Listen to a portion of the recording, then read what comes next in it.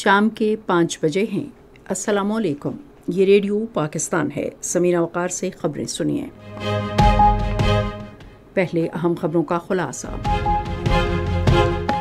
وزیر اعظم نے کہا ہے کہ چین پاکستان اقتصادی راہداری پر کامیاب عمل درآمد یقینی بنانے کے لیے پرعزم ہے۔ قائم مقام صدر نے قومی چیلنجز سے نمٹنے کے لیے اجتماعی کوششوں کی ضرورت پر زور دیا ہے۔ وزیر خزانہ نے کہا ہے کہ پاکستان اور امریکہ توانائی، کان کنی اور ٹیکنالوجی کے شعبوں میں تعاون مستحکم کر رہے ہیں۔ خواتین کے ICC عالمی کپ کرکٹ ٹورنامنٹ میں پاکستان کی ٹیم اپنا پہلا میچ کل کولمبو میں بنگلہ دیش کے خلاف کھیلے گی۔ اور اب خبریں تفصیل کے ساتھ۔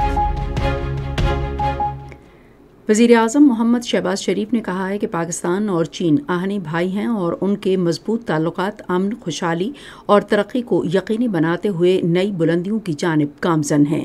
انہوں نے چین کے 76ویں قومی دن کے موقع پر ایکس پر ایک پیغام میں کہا کہ گزشتہ ماہ ان کے دورہ چین سے تمام شعبوں میں دو طرفہ تعلقات مزید مضبوط ہوئے ہیں۔ انہوں نے کہا کہ ہم چین پاکستان اقتصادی راہداری پر کامیاب عمل درآمد یقینی بنانے کے علاوہ اس کے دوسرے مرحلے میں 5 نئی راہداریاں قائم کرنے کے لیے پوری طرح پرعزم ہیں۔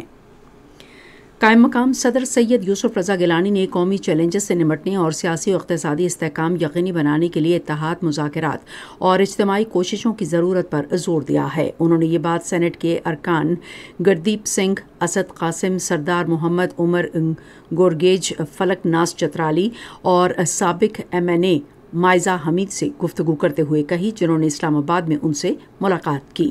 قائم مقام صدر نے کہا کہ جمہوری اداروں کو مضبوط کرنا اور جامع ترقی کو فروغ دینا پاکستان کی ترقی کی کنجی ہے۔ انہوں نے وفاقی حکومت اور صوبائی حکومتوں پر زور دیا کہ وہ متاثرین سیلاب کی بروقت امداد اور بحالی کے لیے مربوط کوششیں کریں۔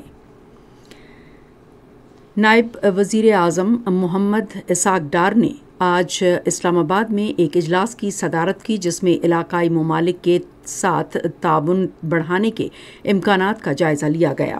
اجلاس میں شرکاء نے تجارت، روابط، توانائی اور عوامی وفود کے تبادلے کے شعبوں میں تعاون مضبوط بنانے پر تبادلہ خیال کیا۔ نائب وزیر اعظم نے کہا کہ پاکستان علاقائی ترقی اور مشترکہ خوشحالی میں پیش رفت کے لیے باہمی مفید تعاون جاری رکھے گا۔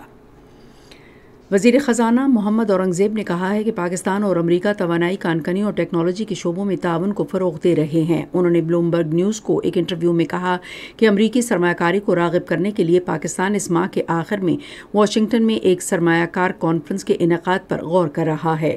وزیر خزانہ نے کہا کہ یہ پیش رفت امریکہ کے ساتھ ایک نئی تجارتی معاہدے کے بعد ہوئی ہے، جس میں ٹیرف کی شرح 19% مقرر کی گئی ہے، جو علاقائی ممالک خصوصاً بھارت کی نسبت بہت کم ہے۔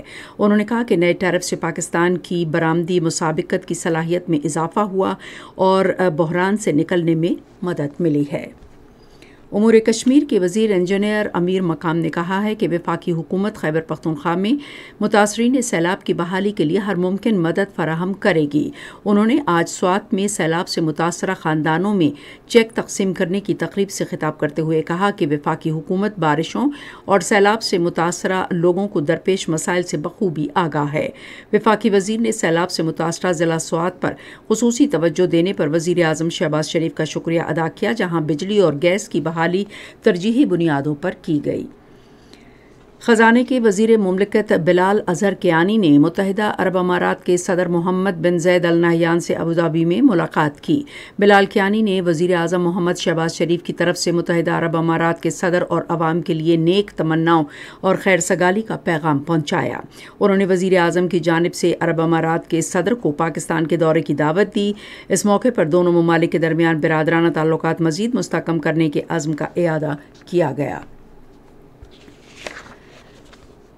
سیکیورٹی فورسز اور قانون نافذ کرنے والے اداروں نے خفیہ اطلاعات کی بنیاد پر کوئٹہ کے قریب ایک مشترکہ کارروائی میں بھارتی حمایت یافتہ فتنۃ الہندوستان کے 10 دہشت گردوں کو ہلاک کر دیا ہے۔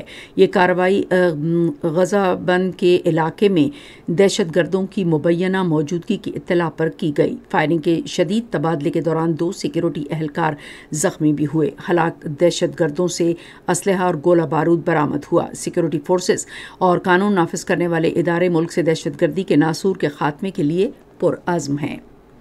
بھارت میں خواتین کے عالمی کپ کرکٹ ٹورنامنٹ میں آسٹریلیا اور نیوزی لینڈ کے درمیان میچ جاری ہے۔ پاکستان کی خواتین ٹیم ٹورنامنٹ کا اپنا پہلا میچ کل کولمبو میں بنگلہ دیش کے خلاف کھیلے گی۔ میچ دن 2:30 بجے شروع ہوگا۔